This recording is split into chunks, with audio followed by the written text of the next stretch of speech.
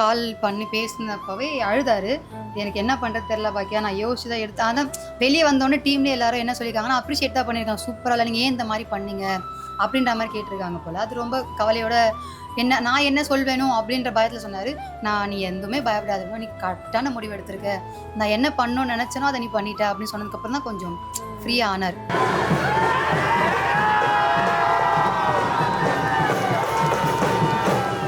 ரொம்ப சந்தோஷமாக இருக்குது. இவ்வளோ உறவுகளை வந்து சம்பாதிச்சிருக்காரு. நான் உள்ளே போகும்போது கேம் பற்றி மட்டும்தான் யோசித்தேன். ஆனால் அது கேமை தாண்டி ஒரு மாதிரி எமோஷ்னலாக எல்லாரோடையும் கனெக்ட் ஆகிருக்காரு அப்படிங்கிறது வந்து ரொம்ப சந்தோஷமாகவும் பெருமையாகவும் இருக்குது. கடவுளுக்கு தான் நன்றி சொல்லணும் இந்த அளவுக்கு கிரேஸ் வந்து கொடுத்ததுக்கு. இப்போ அவர் வந்து அந்த கேமுக்காகவோ ஒரு டிவி ஷோ, ஒரு கேமரா இருக்குது அப்படிங்கிறத மைண்ட் பண்ணாமல் எப்பவும் வீட்டில் எப்படி இருப்பாரோ அந்த மாதிரி அந்த வீட்டில் இருந்தார். அது ரொம்ப ரிலேட் ஆகிடுச்சு. அதனால தான் வந்து எல்லாரோடையும் கனெக்ட் ஆகிருக்காரு நான் நம்புறேன். அவர் உள்ளே போகும்போது உங்களுக்கு எப்படி இருந்தது மைண்ட் செட்டு? அவருக்கு எப்படி இருந்தது? எப்படி உள்ளே போவாங்க? எப்படி கேம்? அவர் வந்து ரொம்ப கான்ஃபிடென்ட்டாக போனார். உண்மையாக சொல்லணும்னா என்ன சொல்வேன், 100 நாள் இருந்துட்டு தான் வருவேன் அப்படின்னு சொல்லிட்டு தான் போனார். நானும் டேஸ் போக போக பரவாயில்ல ஜெயிச்சிட்டாரு, 100 நாள் இருந்துட்டாரு அப்படின்ற மாதிரி தான் இருந்துச்சு. சென்டிமெண்டல் எல்லாம் சொன்னால் ஒரு மாதிரி கண்ணு கலங்கிடுவார். இப்போ நீங்கள் பார்த்துருக்கீங்களா, அவர் யார் எலிமினேட் ஆனாலும் ஒரு மாதிரி அழுவார். இப்போ ஏதாவது ஒரு படத்தில் ஒரு சென்டிமெண்டலாக சீன் வந்தால் அழுதுவார். ஆனால் அவர் அழுவாருங்கிறது அவங்க ஃப்ரெண்ட்ஸு கூட யாருக்கு தெரியும், எனக்கு மட்டும் தான் தெரியும் அவர் அழுவார். ஏன்னா படம் பார்த்துட்டுமா அழுதுருவார். யாருன்னா என்கிட்ட வீட்டுக்கு வந்து அழுவார், ஒரு மாதிரி பேசிட்டு இருக்கும்போது அப்படியே அழுதுருவார். எங்கேயாவது யாருன்னா டெத்துன்னு சொன்னால் அழுதுருவார். அவர் வெளியே சோகத்தை காட்டிக்கிட்டதே கிடையாது. எங்கேயுமே அவர் உடஞ்சி போய் பண்ணது. ரொம்ப உடஞ்சதுன்னா அம்மா டெத்து மட்டும்தான்.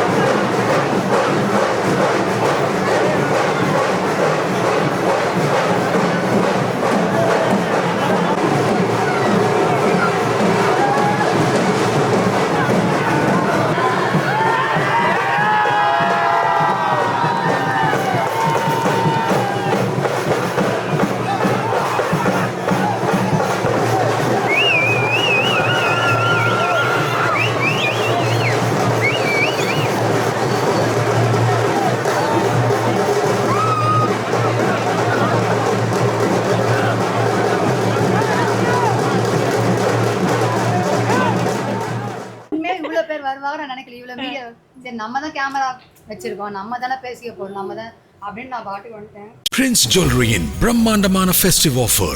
Pay just 6% value addition for all gold jewelry. Prince Jewelry, Chennai. TNC apply.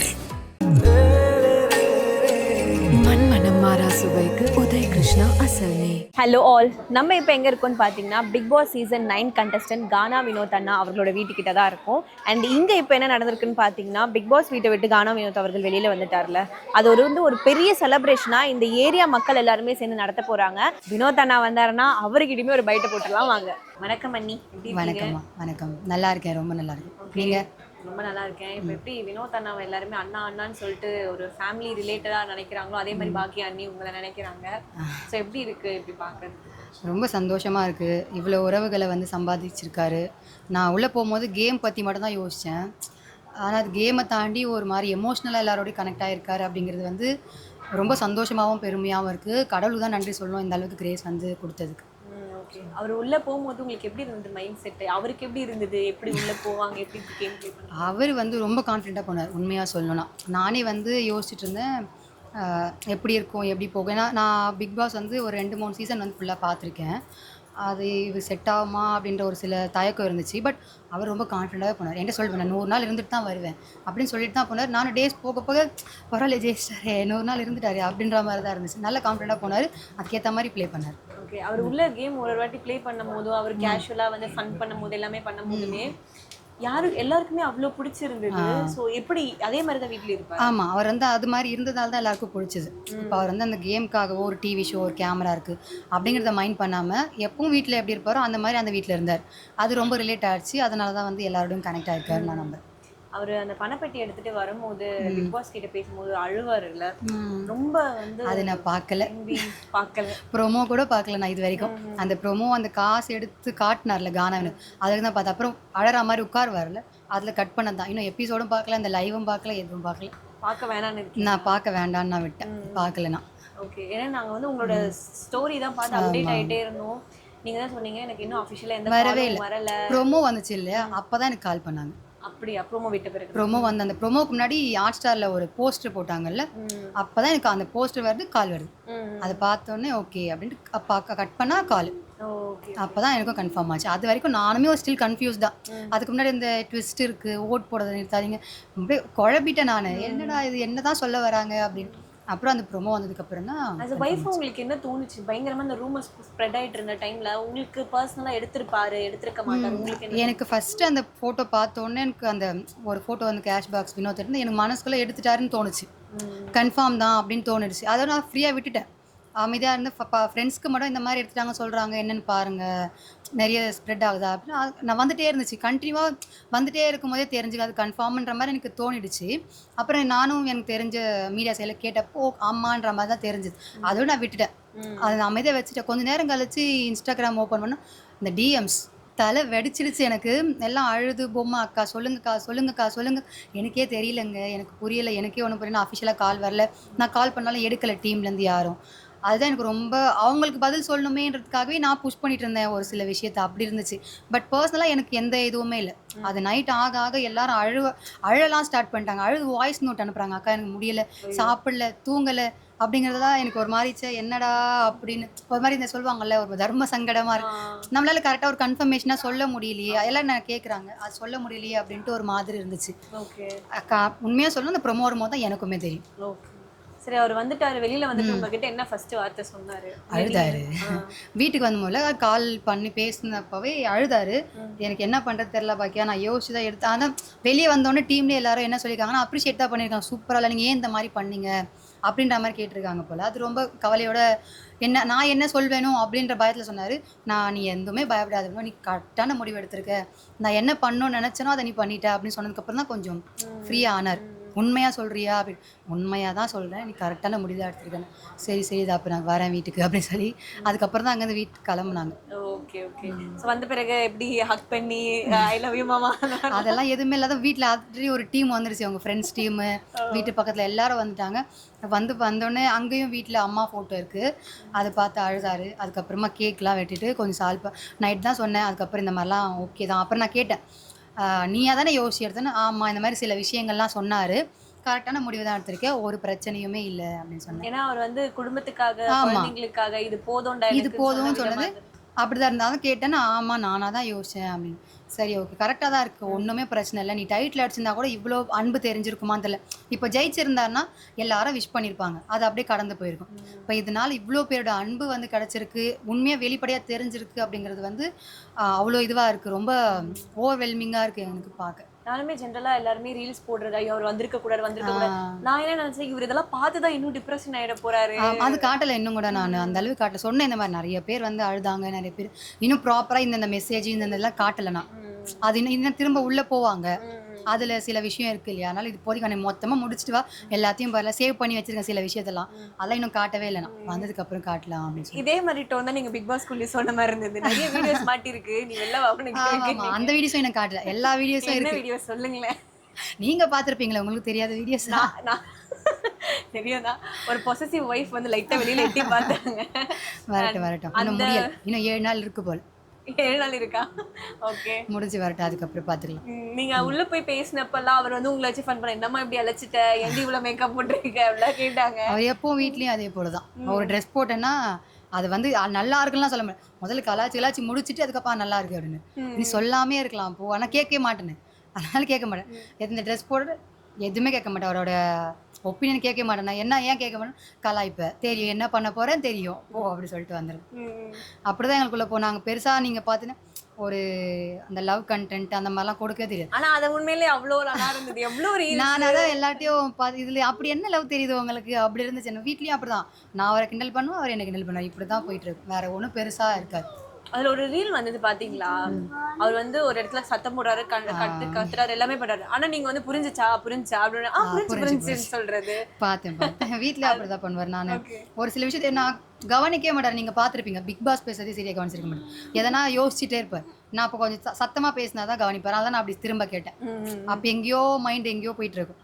புரியுதான்னு டக்குன்னு அப்பதான் அப்படி பண்ணிட்டு பண்ண பாத்திருக்கீங்களா? புரியுது அந்த மாதிரி. வீட்லயே அப்படிதான் ஏதாவது யோசிச்சுட்டு இருப்பார்.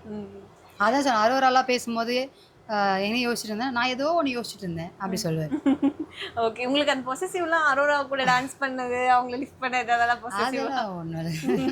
இருக்கு மனசுக்குள்ள. அப்புறமா பொசசிவ்லாம் ஒன்றும் இல்லை. அது அவங்க எப்படி சொல்கிறது, ஃப்ரெண்ட்லியாக தானே பண்ணுறாங்க. நமக்கு தெரியல ஒரு விஷயத்த பார்க்கும்போது இவங்க தப்பான எண்ணத்தில் பண்ணுறாங்களா, இல்லை 2 பேருக்கும் அந்த எண்ணம் இல்லைன்னும் போது நம்ம அதை தப்பாக நினைக்க வேண்டிய அவசியமே இல்லை. லைட்டாக அந்த பொசசிவ் ஓகே.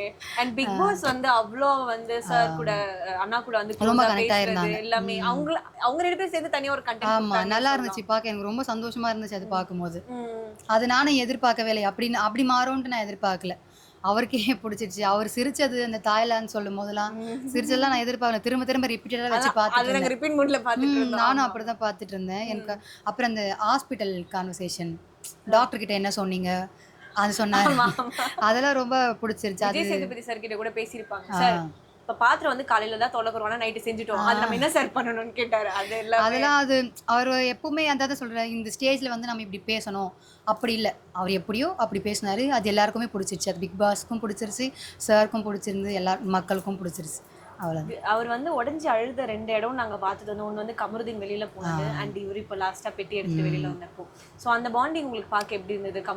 கமருதீன் நான் வந்து ஃபர்ஸ்ட்ல இருந்து அவர் கூடவே இருக்காங்க இல்லையா, அது அந்த வீட்டில் வந்து அவர் தான் அவரோட ஒரு சப்போர்ட்டிங் சிஸ்டமாக இருந்தாங்க. அவங்க போகும்போது அவர் உண்மையாக மனசார தான் அழுதாரு. அது எல்லாருக்குமே தெரிஞ்சு, அது உண்மைன்ட்டும் எல்லாருக்கும் புரிஞ்சுக்கிட்டது வந்து எனக்கு ரொம்ப ஹாப்பியாக தான். சில பேர் நடிக்கிறாங்கன்னு சொல்லிடுவாங்கல்ல, அப்படி ஆகிட போதுன்னு நினச்சேன். பட் அப்படி யாருமே யோசிக்கல. அவருமே ரொம்ப நல்லா நான் பார்த்த வரைக்கும் அவர் எங்குமே வினோத்தை பற்றி தப்பாக பேசுனது கிடையாது. ஒரு இடத்துல கூட சண்டை போட்டாங்க, திரும்ப சேர்ந்துட்டாங்க. அது ஃப்ரெண்ட்ஷிப்புக்குள்ளே இருக்கிறது தான். அது போல தான் இருந்துச்சு. அவர் ட்ரூவான ஃப்ரெண்டு அப்படிங்கிறது சில இடத்துல தெரிஞ்சுது. அதுதான் நான் உள்ளே போயிட்டு அப்படி நான் சொன்னது. ஓகே. அண்ட் இப்போ இந்த இடம் இப்போ நாங்க பாக்குறோம், இன்னைக்கு என்னமோ ஒரு பெரிய ஃபங்க்ஷன் மாதிரி தோணுது. ஏதோ ஒரு பண்டிகை நாள், இவ்வளவு கூட்டம் இருக்குன்னு. இந்த கூட்டத்தெல்லாம் பார்க்கும்போது எப்படி இருக்கு உங்களுக்கு? ரொம்ப சந்தோஷமா இருக்கு. என்ன வார்த்தையால சொல்றதுன்னு எனக்கே தெரியல. அந்த அவ்வளோ சப்போர்ட் கிடைக்கும், இப்படிலாம் வருவாங்க.